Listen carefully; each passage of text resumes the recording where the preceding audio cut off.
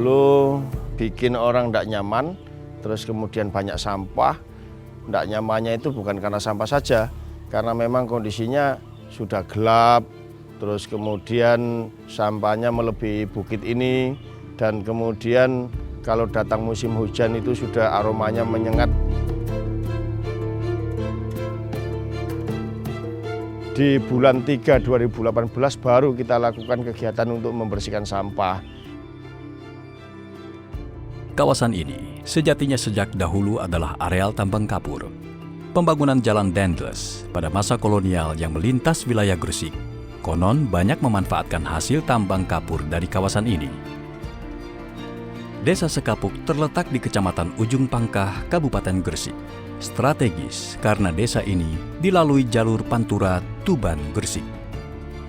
Setelah ditinggalkan para penambang, pada tahun 2003, kawasan ini beralih fungsi menjadi tempat pembuangan sampah. Sejak saat itu, area ini menjadi kawasan yang sangat tidak menarik. Setelah bertahun-tahun, tumpukan sampah yang menggunung menjadi persoalan tersendiri. Selain menimbulkan bau tak sedap, kawasan ini menjadi sumber berbagai penyakit, termasuk penyakit demam berdarah. Adalah Abdul Halim yang menggagas pembangunan kawasan wisata di daerah ini sejak ia dilantik sebagai Kepala Desa Sekapuk pada Desember 2017.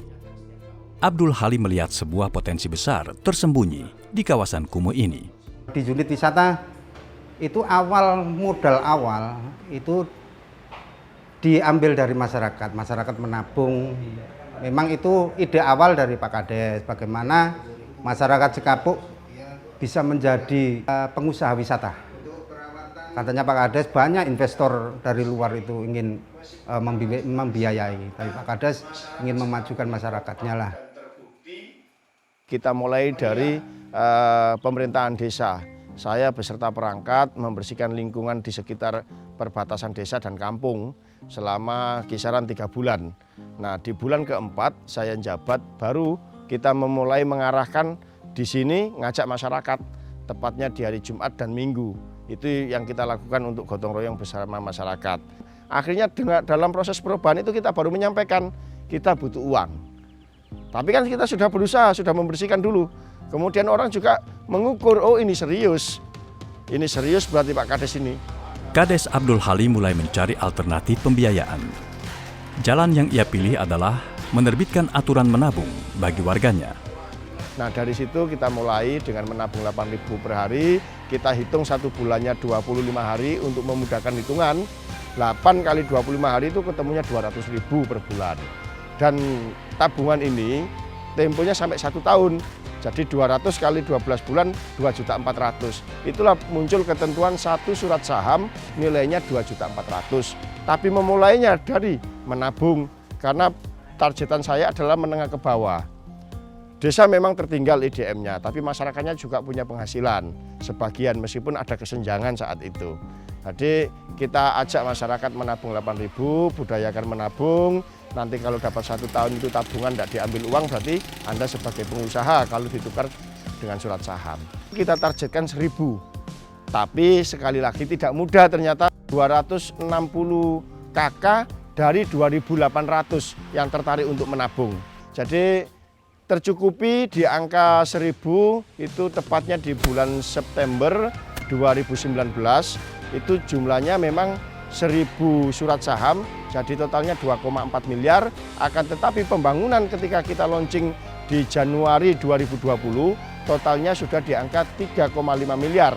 Akhirnya wujud yang namanya danau Jamrut, jembatan peradaban, terus ada rumah adat ini, rumah apung yang di lingkaran pagar ini adalah dari uang masyarakat. Sudah kita sepakati di kurun waktu 2-3 tahun, itu mereka jadi investor, per tahunnya dapat 25% dari hasil ini.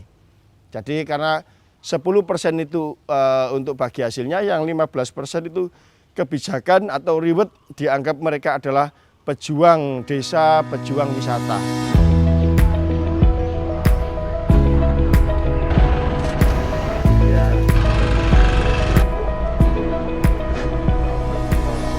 Ketika Januari 2020 kita launching, wow luar biasa. Desa yang awalnya sepi-sepi saja, tidak ada berita apa-apa, mendadak ada pengunjung sampai 5.000 setiap minggu rame. Cuman rasa itu cuma 3 bulan karena setelah itu ada yang namanya pandemi COVID itu. Itu pun alhamdulillah omset di sini sampai tembus 5 miliar. Dama Setigi diambil dari gabungan kata selo yang berarti batu, tirta yang berarti air, dan giri yang berarti bukit.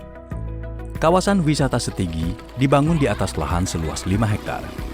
Beberapa wahana yang menjadi favorit para pengunjung adalah Danau Zamrud, Jembatan Peradaban, Goa Pancawarna, Goa Emas, kolam renang, kolam hijabers, dan lain-lain.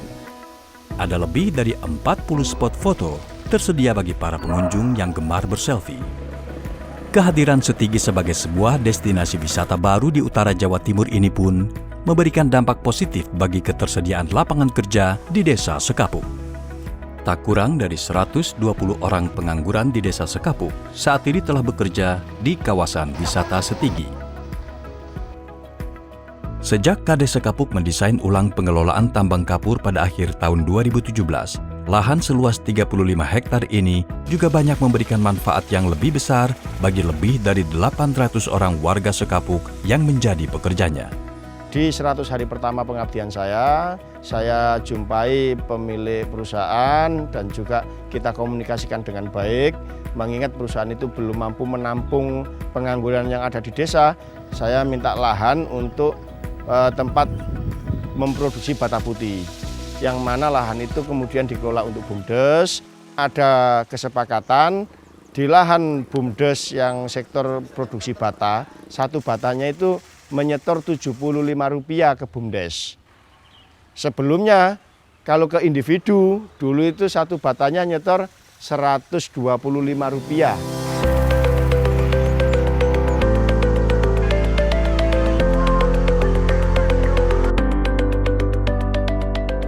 Unit usaha BUMDes Sekapuk yang memberikan profit tertinggi kedua adalah unit usaha tambang kapur.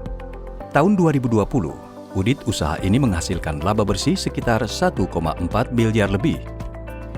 Untuk ketersediaan kebutuhan air bersih warga Desa Sekapuk, BUMDes mengelola unit PAM atau pengelolaan air masyarakat. Dari unit usaha PAM ini, tahun 2020 BUMDes meraup laba usaha sebesar Rp116 juta. Unit usaha multijasa telah melayani jasa layanan perbankan untuk memenuhi kebutuhan warga desa akan pembayaran listrik, pembayaran pajak kendaraan bermotor, angsuran kendaraan, simpan pinjam, dan lain-lain. Omset dari kegiatan unit usaha ini di tahun 2020 adalah sekitar Rp500 juta. Unit kebersihan desa bekerja sama dengan warga memilah sampah non-organik untuk dikumpulkan di tempat pengelolaan sampah dan dikelola secara terpadu, lalu dibeli BUMDes. Pemasukan unit usaha ini berasal dari iuran warga dan penjualan sampah non-organik. Unit usaha kebersihan desa saat ini memang belum memberikan keuntungan, namun lebih diupayakan untuk menjadi bagian pelayanan kebersihan lingkungan desa. Unit usaha termuda BUMDes Sekapuk adalah U-Sport, unit sarana dan prasarana olahraga terpadu. U-Sport yang di-launching pada Maret 2021 merupakan terobosan baru yang dilakukan BUMDes Sekapuk. Di samping untuk menyelamatkan aset desa berupa lapangan yang sudah berstandar nasional, diharapkan fasilitas ini mampu meningkatkan pembinaan atlet muda dan meraih prestasi di masa depan.